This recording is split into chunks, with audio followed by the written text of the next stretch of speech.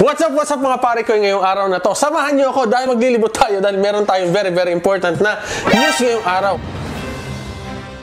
Nakareceive nga ako ng balita na meron kaming isang merchant na gustong ibenta ang kanilang negosyo sa amin. Kasi ayaw na nilang mag-manage, ayaw na daw nilang patakbuhin yung mga negosyo dahil aalis daw yung manager nila at nahihirapan sila maghanap ng papalit. So syempre, ipapasa nila yung hirap na yun sa atin. Pero hindi, joke lang. Ang gagawin natin ngayon ay bibili tayo ng negosyo palugina and we're going to try to turn it around. What are you talking about, man? May apply nga ba natin ang ating mga kaalaman at mabubuhay natin ang negosyong almost dead. So without further ado mga pare ko, ako nga pala si Chikoy Gonzales, samahan niyo ako sa video na to para sa ating Entrep Diaries. Go shoot! And boom! Welcome back to the vlog! Ayun na nga, no? So ngayon, nag-contact sa atin ng isa sa ating mga merchant sa Kuku Express.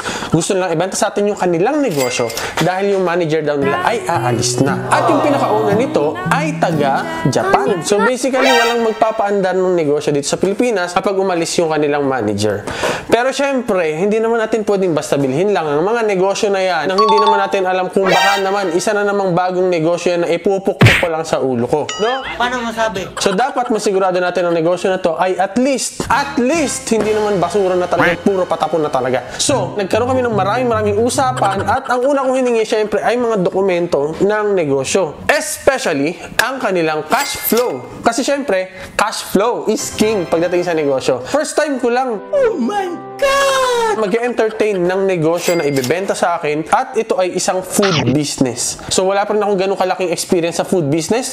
First time. Pero naniniwala naman ako na related lang din yun kung paano man magpatakbo ng mga brick and mortar. Magaling ang tsamba mo, malakas eh. So, yung papel na yun ay dumating na dito. So, tara, tingnan natin. At eto na nga yung document na pinadala nila sa amin. Written, handwritten lang. Actually, nung hiningi ko to at nung una ko itong nakita, medyo syempre mapapaisip ka, grabe, ito na iba to. Diba, totoo ba to? Parang sinulat lang at once, one time. Kasi ang hinihingi ko talaga dapat ay yung actual na records nila on a daily basis. Hindi yung ganitong klaseng record. Hindi naman sila computerized eh. Everyday lang sila nagre-remit. Everyday lang silang bumibili, gumagastos. So kung makikita natin dito, according sa kanilang records, makikita dito mula June, July, August, 3 buwan yan, na benta. May mga araw na close daw sila, pero lagi ang benta nila ay more than 3,000, 2,500, ganito, 3,000. Sana all. So kung ito total mo, 89, 95, at saka 98,000. No? And then, according sa expenses nila, 40,000, 38,000, tsaka 37,000 lang sa isang buwan. At ang supplies naman nila, 7,400, 7,200, at saka 6,600. So, ibig sabihin, according sa report na to, ang COGS nila, or ang mga ginagamit nilang stocks, ay umaabot ng 40%. 40% ang stocks nila compared sa kanilang benta. At ang stocks na yun ay tinatawag natin na COGS, o ang cost of goods sold. Yan yung mga nagagamit mo para sa mga bagay na ibebenta mo. 40%, Does that sound fair enough? mukhang okay naman yun. Pero, kailangan natin malaman, ano pa nga ba ang iba pang mga expenses nila. Yung mga documents na to, hindi masyadong magkakatiwalaan. Kasi nga, grabe yung benta dito, ang laki, may 5,000 a day pa. 2,500 na yung pinakamababa. Is this for real? Wala naman sila ibang record. Wala silang POS, wala silang tax clearances, wala daw silang mga ganun. Oh my God! Napag-alaman ko hindi pala sila registered. So basically, mag-register pa ako ng sarili kong negosyo, mag-register pa ako dito sa mga munisipyo na yan. What? Siyempre, ganoon talaga tayo. Kailangan rehistrado ang negosyo, alright? Tandaan nyo yun mga parikoy. Kung magne-negosyo kayo, i-register nyo yung negosyo nyo. Ha? I-register nyo yung negosyo nyo. Unfair naman sa mga registered ng business. At saka syempre, kung gusto mong tumagal at gusto mong lumaki, dapat syempre rehistrado tayo. So, nag-offer siya sa akin ng amount. Bankers offer. At certain amount na yun ay hindi ko masyadong gusto. Masyadong malaki yung ino-offer na amount. At hindi rin ako sigurado kung gaano ba katotoo tong mga to. So, ang pwede natin gawin dyan ay Counter offer! ito ang in-offer ko sa kanila. Magda-down muna ako ng ganitong amount. Hindi ko babayaran ng buo. That's pretty good. O, pagkatapos, 50-50 kami sa kikitain ng shop. Pagkabili ko doon, hanggang sa mabayaran ko sila ng buo. That way, ibig sabihin nun, na-minimize ko ang aking losses. Halimbawa, yung magiging losses ko is ano lang, yung worth lang siguro ng mga items o mga equipment na nandun. So, mas okay yun. Minimize ang losses. Pagkatapos, kung naglolo ko lang sila sa mga presyo na to, hindi ako pwersadong magbayad. Kasi ang usapan namin ay, babayad ako sa kanila depende sa porsyento ng income, ha? Hindi benta, income. So, kung walang income, walang bayad. Ganun lang yun. Lahat ng expenses, kung dati sila ay underpaid ang mga empleyado, babayaran natin ng maayos yun. Kung dati sila hindi nagbabayad ng tax, babayaran natin yung tax na yun. At syempre, kung may marketing expense pa, babayaran din yun ng negosyo. So lahat yun ay counted as expenses at kung walang kikitain ng shop at hindi totoo ang mga sales na to, Dahil pag hindi, kukurutin ko kayo. hindi ako forsado magbayad sa kanila. We cannot put our 100% trust dyan, kaya let's put a system kung saan pwede natin ma-filter kung ano nga ba ang katotohanan sa mga negosyo na to. So bago natin pag-usapan yan, let's move on. Tingnan muna natin yung store. Bisitahin natin kung maganda nga ba yung store, ano itsura at anong meron doon. Tara, tara! Para sabay-sabay yung lakad natin. Thank you, thank you.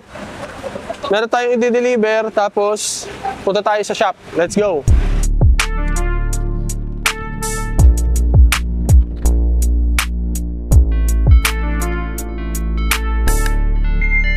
So, ito yung store. Tingnan natin yung loob, kung ano itsura. Pero sa labas niya, ito lang siya, maliit lang, no?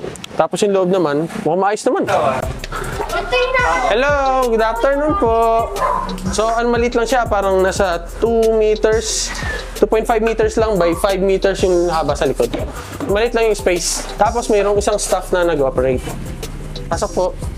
Pwede ba check namin yung likod, loob, ganun. Titingnan lang namin kung ano, kung maayos, malinis, may gamit. Okay lang, ma'am? Okay lang daw. O, tara, pasok tayo. Okay. Kompleto naman yan. Tapos yung mga menu, madami ng menu.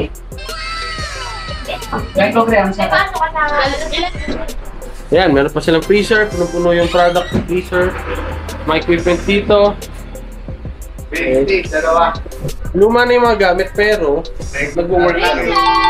Dito sa loob. Ito yung kanilang ano. Tutukan, kung anong ano. Maliit lang actually. Maliit lang talaga siya. So at least, working naman siya at kompleto naman mga product. At saka ito naman, marami pa. 99. Okay, ma'am, thank you ah. Gala. Thank you po, sir. So nakita na nga natin yung pwesto, mukhang kompleto naman, umaandar naman, may customer. So hindi natin masyado matanong yung bantay doon kasi meron nga customer. Pero basically, napag-alaman ko na ang sahod nila doon, super underpaid sila doon. Ang sahod nila doon ay parang 290 lang per day.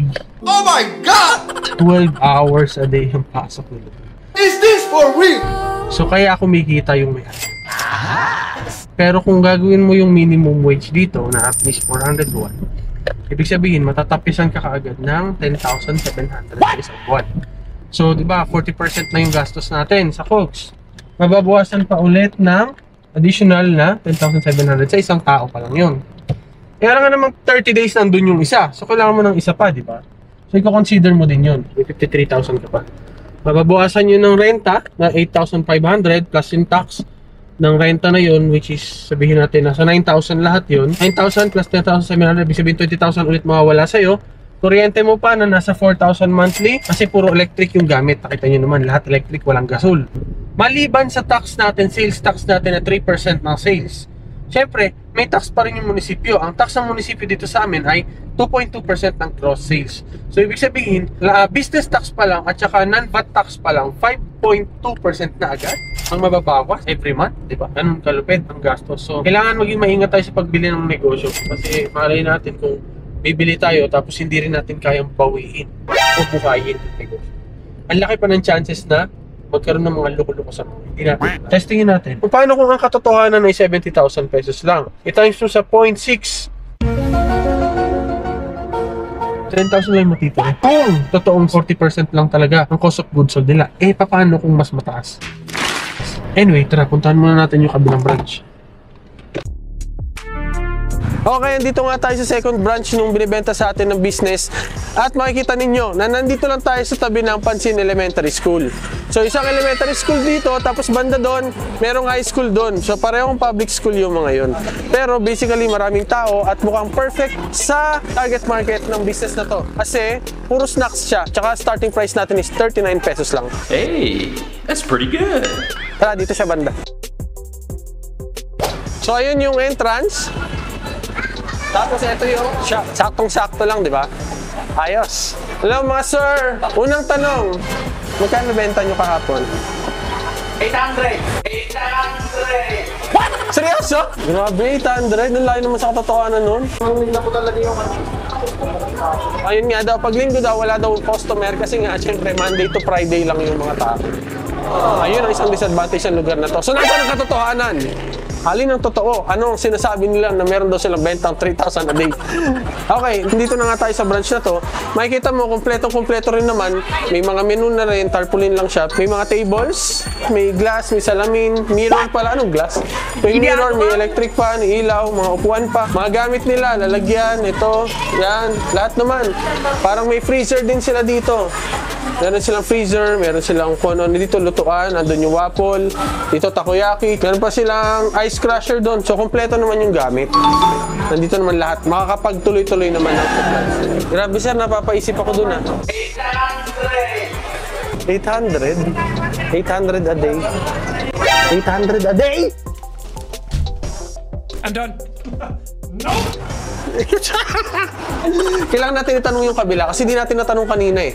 Paano mo babawiin yun sa 800? Sabagay, sabihin natin weekend naman yun. Eh sa record nila kahit weekend, libo-libo pa rin, 3,000 pa rin. Ay hindi, baka record lang ng Alfonso Bayan yun, no? So we have to figure that out. Pwede ka bang tanongin, sir? Yes, po.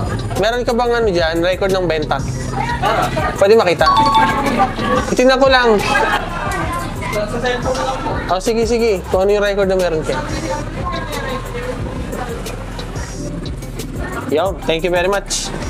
So, makita natin dito. Ang benta nila today so far, anong oras na? Alas 4 na. Benta nila is 1179. This week, Monday kasi ngayon, 1179. Last week, nag-operate sila ng 5 days. Sa 5 days na yon, ang naging benta ay 28, 16, 11, 15, 13. Ow! Awit! So, palugi talaga yung negosyo nila. So, yun na nga. Galing na tayo doon at nakita na natin ang katotohanan at wow! Grabe yung presyo ng mga kinikita ng mga store from 5,000, 3,000, 4,000 to 800. What? Kasi kung kukumpitin mo yung 800, magkano lang matitira sa atin? What do you think, sir? 800 times, ano, sabihin natin 1,000, 30,000 na lang yun, aman. Sa 30,000 na yun, kaya pa ba? Pero kung titingnan mo naman yung record nila, hindi naman laging 1,000 below. Kasi may araw naman na 2,000 plus. Kung estimate mo, nasa 70,000 nga per month, hindi 90,000. So, 50 to 70,000 actually malulugi ka na dun. Try natin, compute natin. So, kung i-compute natin yung, let's say, yung 2,000 a day, no? Papatak siya ng actually less than 9,000 na lang matitira. Oh my God! At syempre maglo-load pa yan, other expenses pa na let's say 3,000. So 6,000 matitira monthly. What? Monthly. Tapos paghatian pa namin yun. So 3,000 na lang matitira. Is this for real? Kasi diba 50-50 yung in-offer ko sa kanila. And potentially, paano kung may problema? Paano kung may repairs? Paano kung may masira? So doon tayo magkakaroon ng problema. So it's a really huge challenge dahil ito nga ay almost dying business. So merong ibang dahilan kung bakit binibenta itong mga ganitong klaseng negosyo. Ang tanong is, willing ba akong gawin yun? Willing ba akong ituloy pa yung negosyo at buhayin yun? Are you crazy? Are you out of your mind? Yun. Siyempre, that's the challenge yung gagawin natin. So, let's turn around the business. Buhayin natin yung negosyo. Tingnan natin kung saan naaabot tong business na to. So, medyo mahaba-habang journey to. Kaya, tingnan lang natin along the way. Try pa rin natin to. Let's go! 800 a day!